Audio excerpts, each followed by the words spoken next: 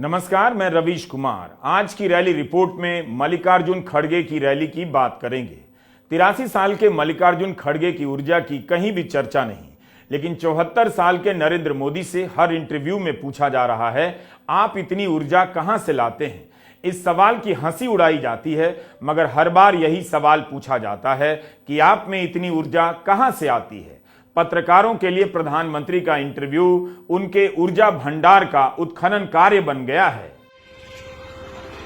इस देश में लाखों लोग कड़ी धूप में मेहनत करते हैं, रोज काम पर निकलते हैं, आंधी बरसात में खुले आसमान के नीचे फल सब्जी बेचकर अपना पेट भरते हैं, ठेला खींचते हैं, भारी भारी सामान उठाते हैं, कभी छुट्टी नहीं लेते।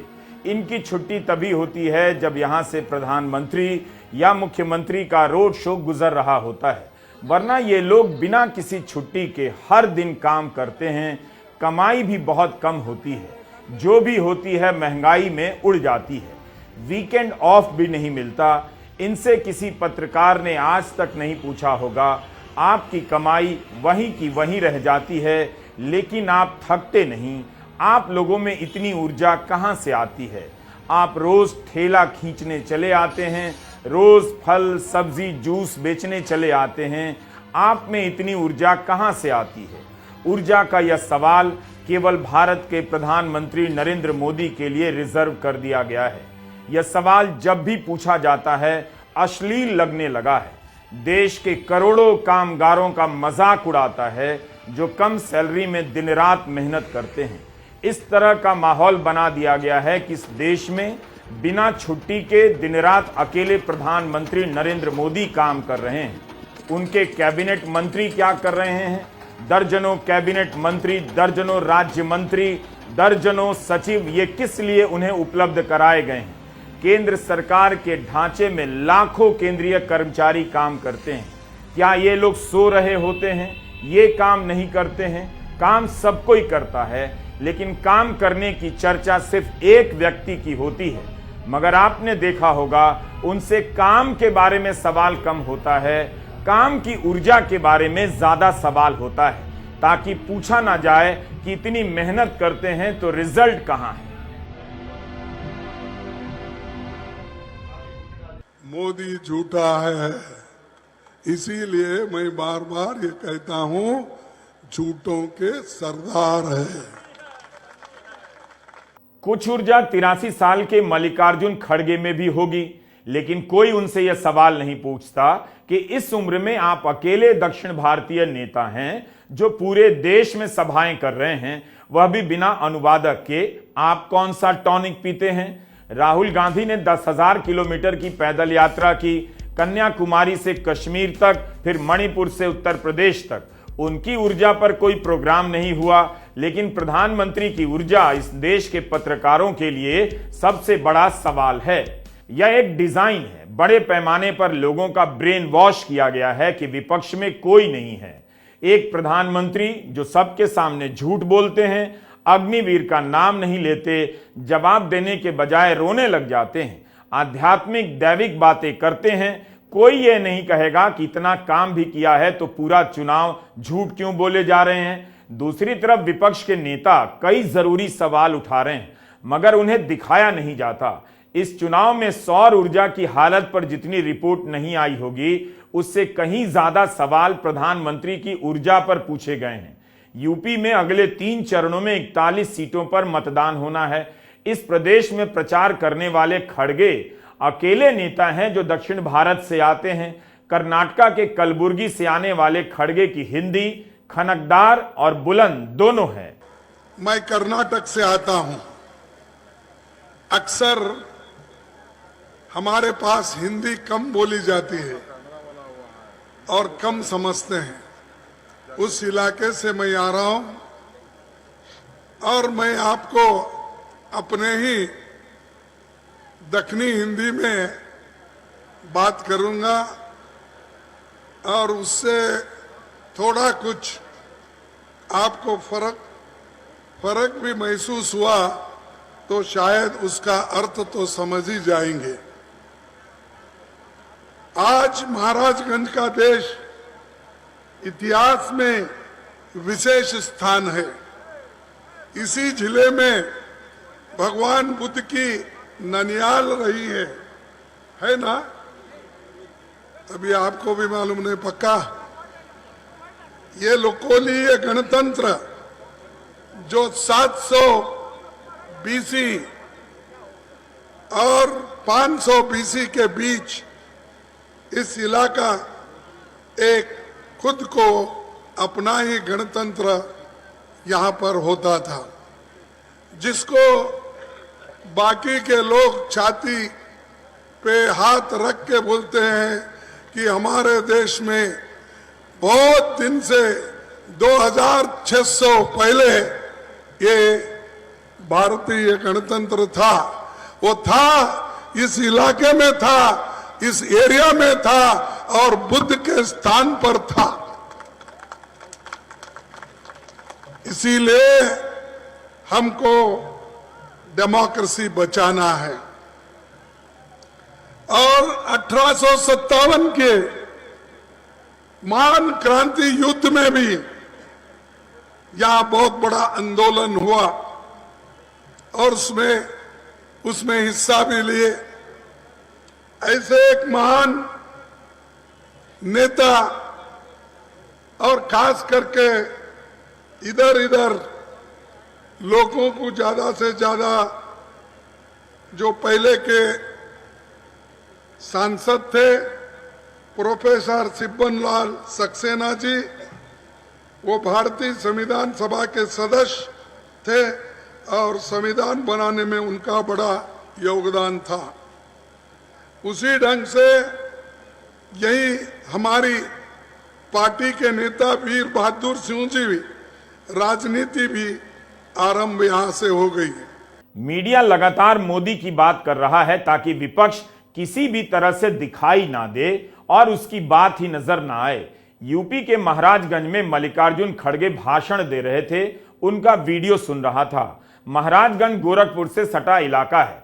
83 साल के खड़गे महाराजगंज की सभा के लिए उसके इतिहास और वर्तमान दोनों की तैयारी करके गए थे।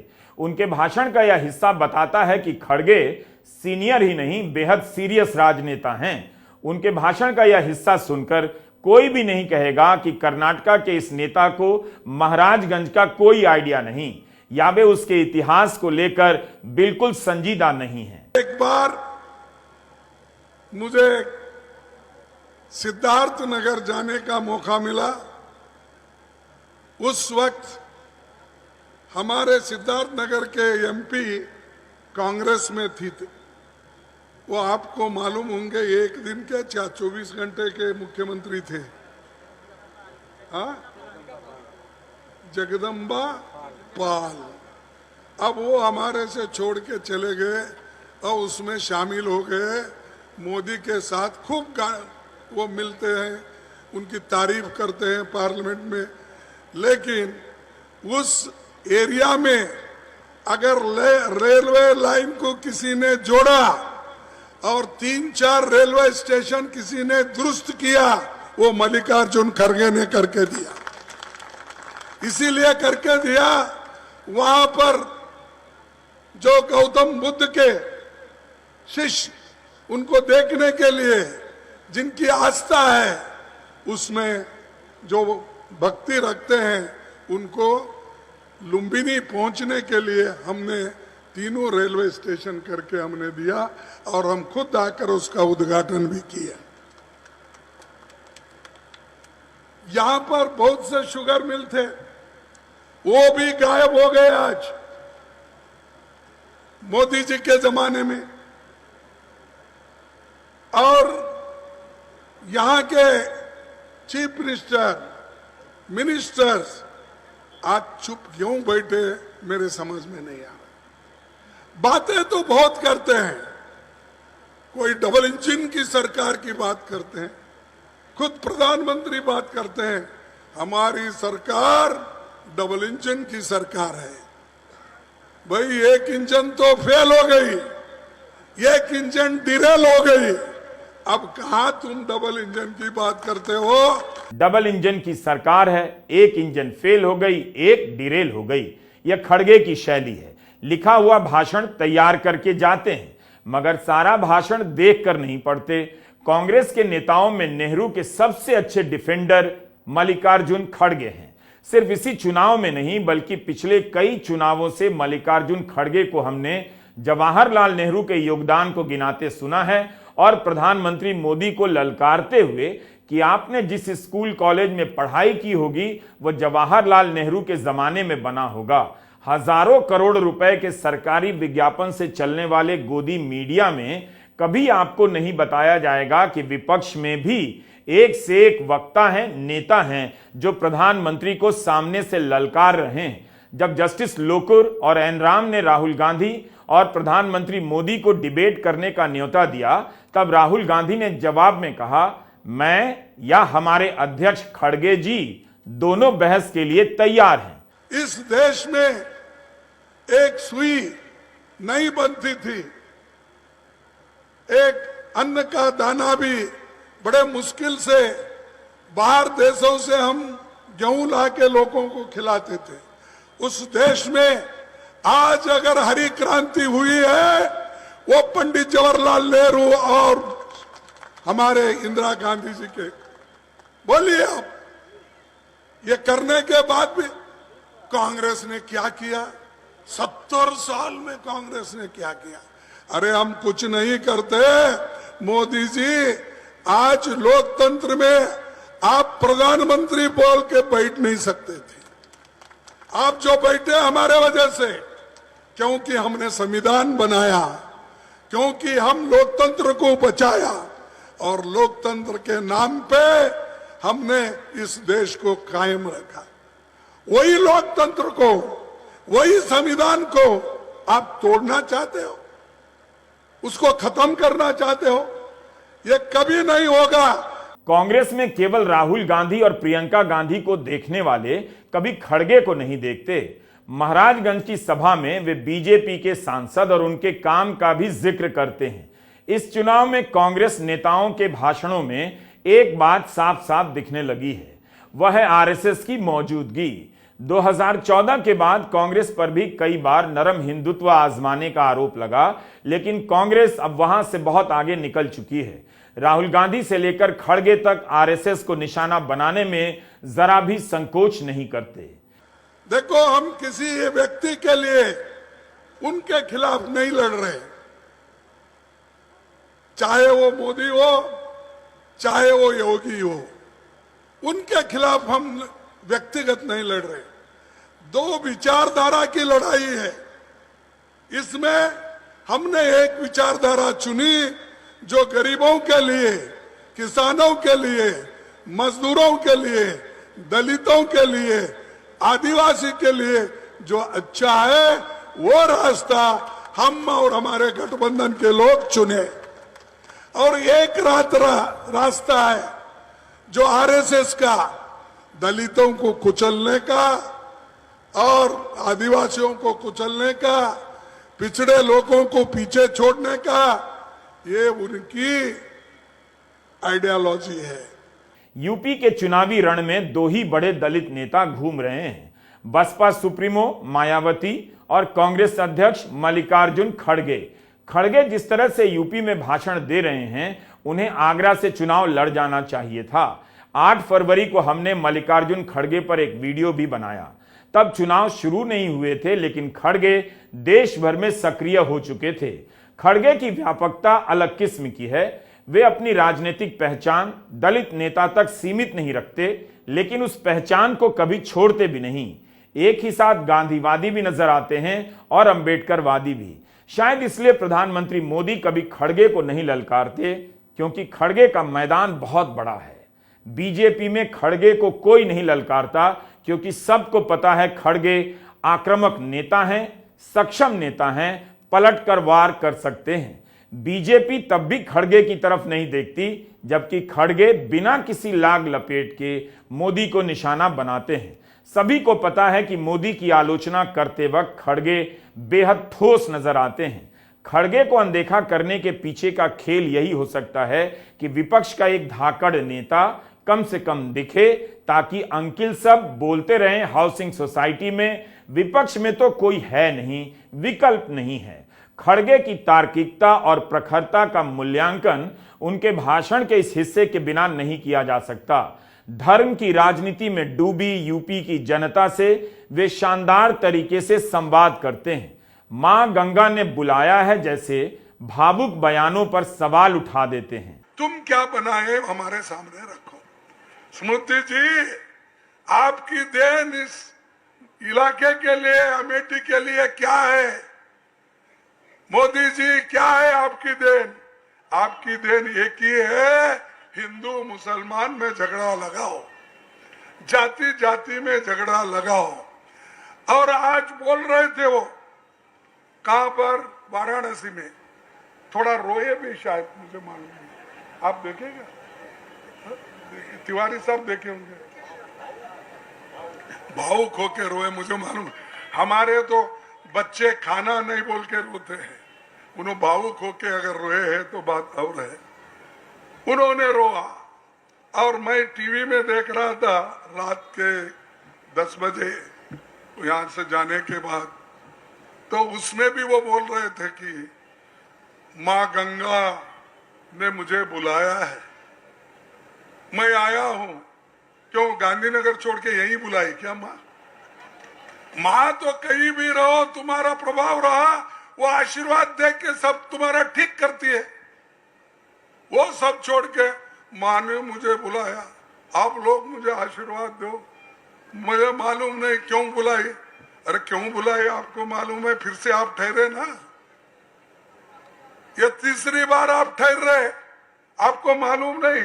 क्योंकि हमारे यूपी के भाई बहन बोले हैं, ऐसे आध्यात्मिक अगर कोई भाषण करता है, देव देवता की बातें करता है, तो जल्दी उसमें वो लोग क्या बोलते हैं, बह जाते हैं। तो वैसा ये गुमराह करने वाला राजा है मोदी जी, ये गुमराह करने वाले हैं, ये काम करने वाला व्यक्ति नहीं है। मेरी राय में खड़गे की हिंदी प्रदेश के कई नेताओं से अच्छी है। हिंदी केवल अच्छी नहीं है बल्कि उसका इस्तेमाल भी बेहद अलग है। खड़गे जब दलितों से बात करते हैं तो आपको नहीं कहते, तुम नहीं कहते, बल्कि हम कहते हैं, हमको कहते हैं। भाषा में सामूहिक पहचान इस तरह चली आती है। ये बहुत बड़ा अंतर है जिसे पहचानना चाहिए। गांधी अंबेडकर के बीच हुए पूना पैक्ट की बात खड़गे जिस तरह से करते हैं, कम से कम दलित बुद्धिजीवियों को इसे नोट करना चाहिए। कांग्रेस के कम ही नेता इतिहास के इस खंड की बात करने की समझ रखते हैं और सफाई रखते हैं। हर एक को डराते छोड़ता। भाइयों देखो, संविधान को बदल के बैकवर्ड क्लास, शेड्यूल्ड कास्ट, आदिवासी, इनके रिजर्वेशन निकाल के मुसलमान को देंगे। अरे कहा संविधान में ऐसा लिखा है क्या? बदल सकते बोल के? अरे दलितों का रिजर्वेशन तुम नहीं दिए, डॉक्टर बाबा साहब अंबेडकर लड़ के लिए हैं पूना पैक्ट में। 1932, 1935 में बहुत मजबूत लड़ाई करके उन्होंने दिलाया है। तुम क्या देते हो? तुम तो लेने वाले हो, बीजेपी वाले कुचलने वाले हो, बर्बाद करने वाले हो। ऐसे लोगों से तो हमको कुछ मिलने वाला नहीं। जो कुछ मिलेगा कांग्रेस से मिला है, क्योंकि जवाहरलाल नेहरू, महात्मा गांधी जी ने इस देश को आजाद कराया, बनाया और संविधान को बनाने के लिए डॉक्टर बाबा साहब अंबेडकर को उसका अध्यक्ष बनाया। और आप हमको ही पूछते हो क्या किया? और ये सारी चीजें तो हमने की। हम नेताओं की रैलियों को कितना अनदेखा करते हैं, जबकि रैलियों की तैयारियों के पीछे कितना पैसा खर्च होता है, दिन रात लगता है। रैली रिपोर्ट से हमने काफी कुछ सीखा।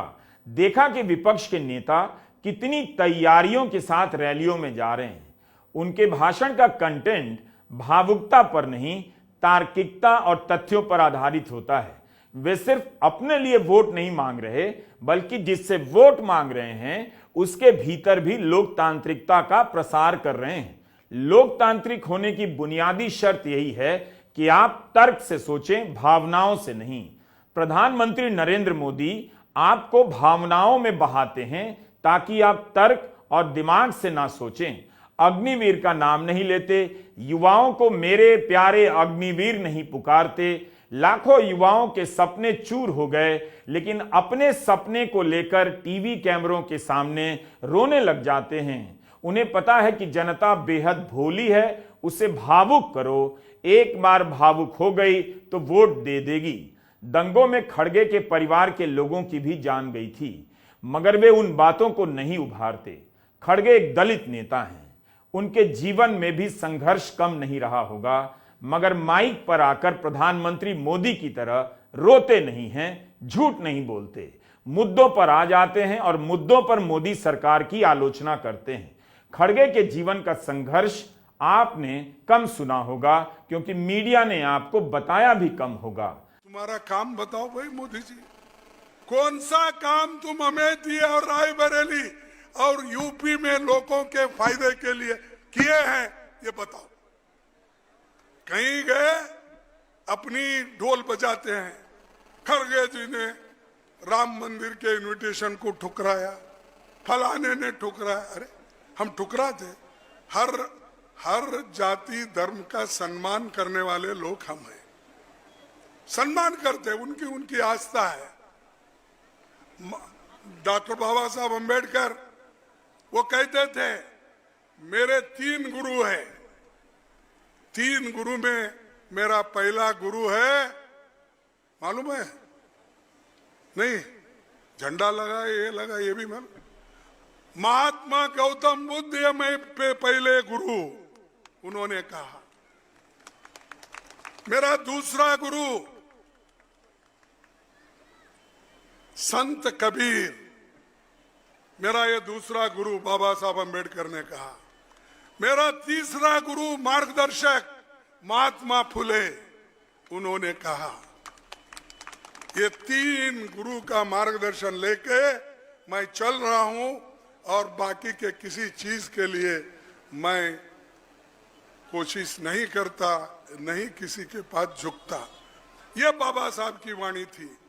और बाबा साहब जो आपके लिए काम किए, जो संविधान लिखा सबके लिए, सभी जाति धर्मों के लिए, देश के लिए लिखा, ये बहुत बड़ी बात है और इसको बचाने का फर्ज सबको है। मल्लिकार्जुन खड़गे बिल्कुल अलग तरह के नेता हैं। वे किसी के पीछे चलने वाले नेता नहीं लगते, ना ही कांग्रेस की सभाओं में थोपे गए हैं, बल्कि बुलाए जाते हैं, तभी उनका दौरा इतना ज्यादा हो रहा है। कांग्रेस अध्यक्ष के तौर पर अखिलेश यादव के साथ प्रेस कॉन्फ्रेंस करते हैं, अगले दिन ओडिशा जाते हैं, वहां भी प्रेस कॉन्फ्रेंस करते हैं। प्रेस से बात करने में खड़गे का जवाब नहीं। चुनाव शुरू होने के बाद बीजेपी के राष्ट्रीय अध्यक्ष जेपी नड्डा की आपने कितनी खुली प्रेस कॉन्फ्रेंस देखी और सुनी, लेकिन खड़गे बकायदा ऐलान करके जाते हैं हमारी प्रेस कॉन्फ्रेंस है और सभी सवालों के जवाब अपने स्तर पर देते हैं बतौर कांग्रेस अध्यक्ष के रूप में। और पेट के लिए खाना, जब सोनिया गांधी जी ने सोचा लोग खाने के लिए तरसते हैं, बच्चों के लिए तरसते हैं, महिलाएं तरसते हैं, उनको मिलता नहीं खाना, तो उन्होंने क्या किया कि भद्रता कानून लाई और उसके तहत हम लोग ये जो गेहूं देने का काम, चावल देने का काम हमने शुरू किया। अब मोदी आके बोल रहे हैं मैं 5 केजी सबको दूंगा, 80 करोड़ लोगों को मैं दूंगा, ये बोल रहे हैं। अरे भाई आप दे रहे हैं, ये तो शुरू हमने किया कानून से। अगर कानून भी अगर कोई बदलता है, लोग चुप नहीं बैठेंगे, घर से उठ के लाठी लेके रास्ते पे आएंगे। ये मत भूलो आप। और हमारा वायदा है, वो 5 केजी बोल रहे ना, हम 10 केजी करेंगे। हम 10 केजी करेंगे और हम बताएंगे ये देखो हमारी देन है। बीजेपी 5 किलो मुफ्त अनाज दे रही थी, कांग्रेस ने इसकी जगह 10 किलो अनाज देने का वादा किया है। 5 लाख बीमा बीजेपी की सरकार दे रही है, कांग्रेस ने 25 लाख रुपए का बीमा देने का वादा किया है। इंडिया गठबंधन यह भी समझ रहा है कि जमीन पर मुफ्त अनाज की योजना बीजेपी के पक्ष में काम कर रही है। अखिलेश यादव लगातार अपनी सभाओं में इस योजना के तहत मिलने वाले अनाजों की गुणवत्ता का सवाल उठाते हैं। जो मिलता था अब नहीं मिलता, उसकी भी बात करते हैं। मोदी राहुल गांधी को शहजादा कहते हैं, प्रिंस कहते हैं। प्रियंका गांधी ने इस आरोप का बचाव किया और जवाब दिया, लेकिन खड़गे के जवाब की बात कुछ और है। और आज गरीबों में, पिछड़े लोगों में आवाज आया वो लोहिया के वजह से, और देश का संविधान बचा। अब सबको समान अधिकार देने। मोदी जी शाहजादे प्रिंस, अरे प्रिंस नहीं भाई, वो तो गरीबों का एम्परर है, गरीबों का एम्परर है। और उसको जो आदमी कन्याकुमारी से लेकर कश्मीर तक चला और मणिपुर से लेकर महाराष्ट्र तक उन्होंने आंदोलन किया, उसको बोल रहे आप प्रिंस। अरे उन्हें गरीबों से मिला, महिलाओं से मिला, बच्चों से मिला, जर्नलिस्ट से मिला, हर एक आदमी से मिलके उनके दुख और दर्द को समझ के उन्होंने मैनिफेस्टो तैयार की। हम लोग भी उसमें शामिल थे। वही मैनिफेस्टो हम आपके सामने रख रहे हैं। ये सब आपके सामने रख रहे हैं। मोदी जी क्या करे भाई?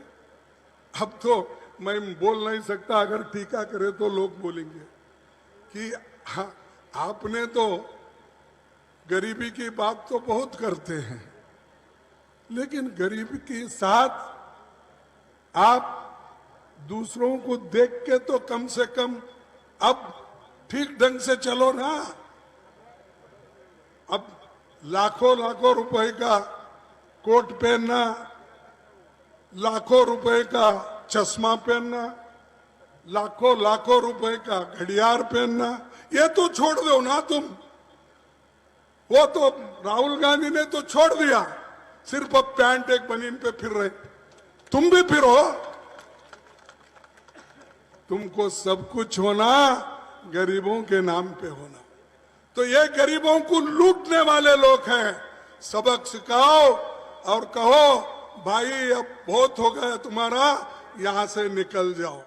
मल्लिकार्जुन खड़गे देश भर में सभाएं करते हैं। कांग्रेस में राहुल और प्रियंका के बाद अकेले नेता हैं जिनकी सभाएं इतनी ज्यादा हो रही हैं। इस पूरे चुनाव में अकेले दक्षिण भारतीय नेता हैं जो सही मायने में राष्ट्रीय नेता हैं। वे केरला में भी सभाएं करते हैं, यूपी के महाराजगंज में भी, गुजरात में भी करते हैं, महाराष्ट्र में भी करते हैं, बिहार में भी करते हैं, बंगाल और ओडिशा में भी। अभी तो उत्तर प्रदेश की जनता खड़गे को कम जान पाई है। अगर उनकी सभाएं यहां बढ़ती गईं और खड़गे लोकप्रिय होने लग गए तो यूपी के कई नेता परेशान हो सकते हैं। रैली रिपोर्ट में हमने विपक्ष के कई नेताओं की सभाओं को कवर किया है। उम्मीद है आप YouTube पर रवीश कुमार ऑफिशियल चैनल पर जाकर उन सभी रिपोर्ट को देखेंगे और इस बकवास और ब्रेन वॉश से खुद को दूर रखेंगे कि विपक्ष में कोई नेता नहीं है, कोई दिखाई नहीं देता है। नमस्कार, मैं रवीश कुमार।